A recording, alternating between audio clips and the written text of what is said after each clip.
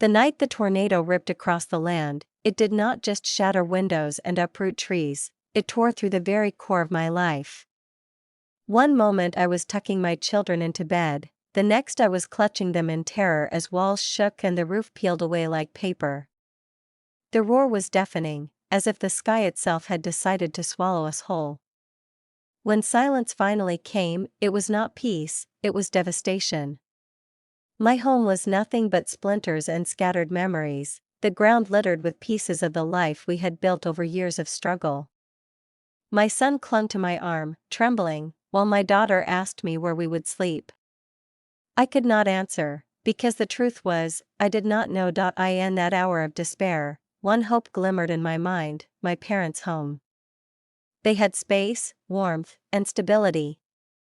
They had always lived untouched by storms, both natural and financial. Surely, I thought, they would open their doors to me, their only daughter, in this desperate time. My husband stood beside me, silent, carrying the weight of a man who had failed to protect his family from ruin. I placed my hand on his shoulder and whispered that family would not let us down. Together, with our children huddled in the back seat of our battered car, we drove through streets where neighbors stood weeping in front of their crushed houses, where dogs barked in confusion, and where flashing lights from emergency trucks lit up the night like a battlefield. The drive felt longer than it was, not because of distance, but because of the burden in my chest.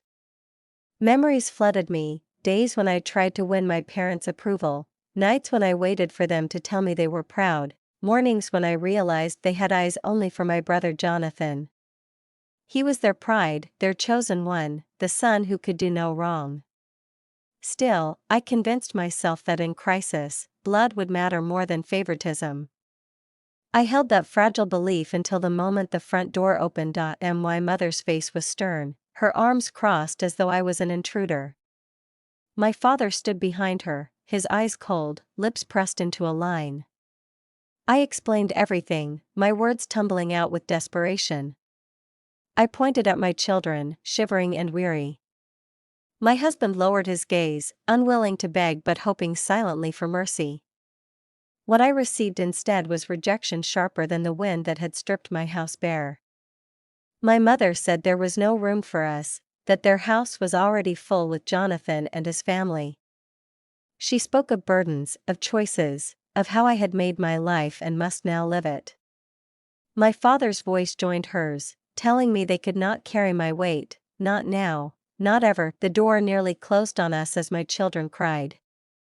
I pleaded, not for myself, but for the little ones who had no fault in this. But their eyes remained hard, their hearts unmoved. With a final look that cut deeper than the storm's destruction, my parents turned away. I stood there, stunned, the words "no room for you" echoing louder than the tornado's roar. That night we did not find refuge in a warm home. We curled up in our car near the ruins of what used to be ours. My daughter laid her head on my lap, tears drying on her cheeks as exhaustion dragged her into sleep. My son tried to be brave, holding my hand tightly, whispering that he was not afraid. But his little voice trembled, and I knew he was lying to comfort me. My husband sat at the wheel, staring into the darkness, his silence heavy with shame.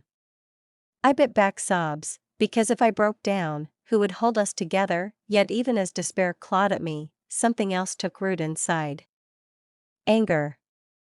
Betrayal. Memories returned unbidden, how every success of mine had been ignored, how every mistake magnified, how Jonathan's shadow had loomed over me all my life. And now, in my greatest moment of need, my parents had chosen him again. They had turned their backs on their daughter, their grandchildren, their blood.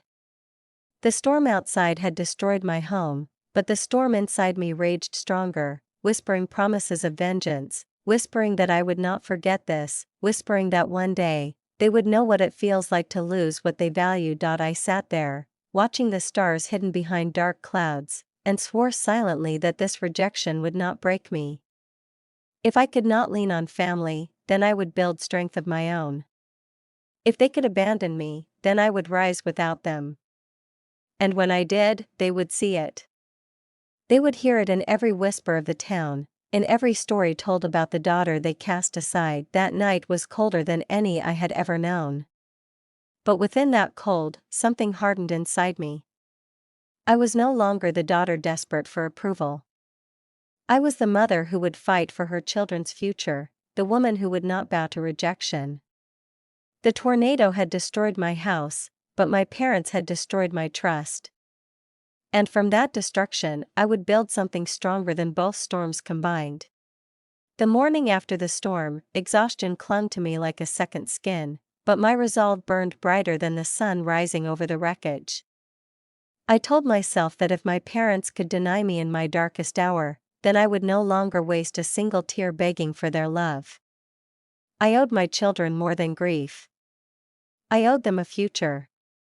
With nothing but determination and the help of strangers who showed more kindness than blood ever had, we began the slow, painful climb out of despair. Volunteers handed out blankets and meals, neighbors we barely knew shared words of comfort, and shelters opened their doors without hesitation. Each act of kindness felt like a small light in the endless darkness, and I realized that sometimes family is not born but found. Days turned into weeks as we pieced together fragments of stability. My husband found work in rebuilding efforts, swinging hammers and carrying lumber to earn what little he could. I took on 2 jobs, cleaning in the mornings, serving in a diner at night, my body aching but my spirit unwilling to surrender. My children adjusted, carrying their resilience like a badge of honor. At night, when they slept on thin mattresses in the shelter, I would watch them breathe peacefully and remind myself that every sacrifice was worth it. I was no longer the broken woman abandoned at her parents' doorstep. I was a mother forging strength from ashes. Then came the truth that set my anger ablaze. It arrived quietly, whispered by a neighbor who had spoken with my brother's wife. My parents had not refused me because they lacked space. Their house was large, with rooms standing empty. They had refused me because Jonathan insisted it would be inconvenient to share. He had poisoned their minds, painting me as a burden, warning them that my family would bring nothing but drama. And they had believed him, just as they always had. My blood boiled as the realization struck. They had chosen comfort and favoritism over compassion, lies over loyalty, but instead of crumbling, I let the betrayal fuel me. I refused to waste energy seeking revenge through bitterness. I would strike in silence, with success so undeniable that even whispers would echo louder than shouts. I poured my soul into a small idea that began at the shelter's kitchen table: baking. I had always loved it, and soon, neighbors who tasted my bread and cakes began asking for more. Orders trickled in, then multiplied. With the little savings we scraped together, I rented a modest shop space, painted the walls with my own hands, and opened the doors to what would become my bakery. It wasn't easy. There were nights I slept on flour sacks, mornings I rose before dawn, and days when exhaustion nearly broke me. But people came, not just for the food, but for the story of resilience behind it. They admired the woman who had been cast aside yet still found a way to rise. Word spread, and with it, my business grew. Soon, my bakery became a gathering place, filled with laughter, warmth, and the smell of fresh bread. Every loaf, every cake, every smile from a satisfied customer was a silent victory. Meanwhile, Jonathan's empire, built on arrogance and my parents' support, began to crumble. His business ventures, once praised, collapsed under the weight of his reckless spending and lack of discipline. Debts mounted, partners abandoned him, and the very reputation my parents had guarded so fiercely for him shattered in front of their eyes. I watched from afar, not with glee, but with a quiet sense of balance being restored. Life had a way of humbling those who believed they stood untouchable. Whispers traveled through town like wildfire. People spoke of me with admiration, of how I had endured betrayal yet built something strong. They questioned my parents' cruelty, asking why they had abandoned their daughter when she needed them most. Every compliment I received, every customer who praised my strength, was another thorn pressing into their conscience. They could no longer hide from the truth. Their shame grew heavy, and eventually, it drove them to my door. I will never forget the day my parents appeared at my bakery. Their faces carried the weight of defeat, their eyes searching for forgiveness. They had come, not as the strong figures I remembered from childhood, but as people broken by regret and desperate for help. My children stared at them with confusion, my husband with restrained anger. And I felt nothing but calm. They spoke of mistakes, of needing me, of hoping for another chance. For a moment, the old part of me, the daughter who had once longed for their approval, stirred. But she was gone, replaced by the woman who had built her strength from rejection. I looked at them, and in a voice steady and unwavering, I told them I would not become like them. I would not shut my door in their faces. I gave them food, a place at a table, because compassion was something they had never taught me but I had learned on my own.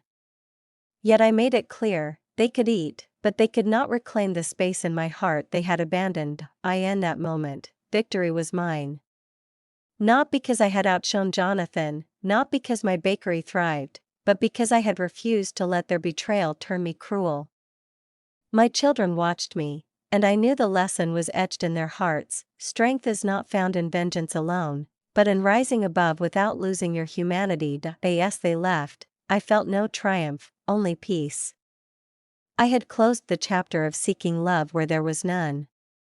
I had found family in kindness, community in strangers, and purpose in my own hands.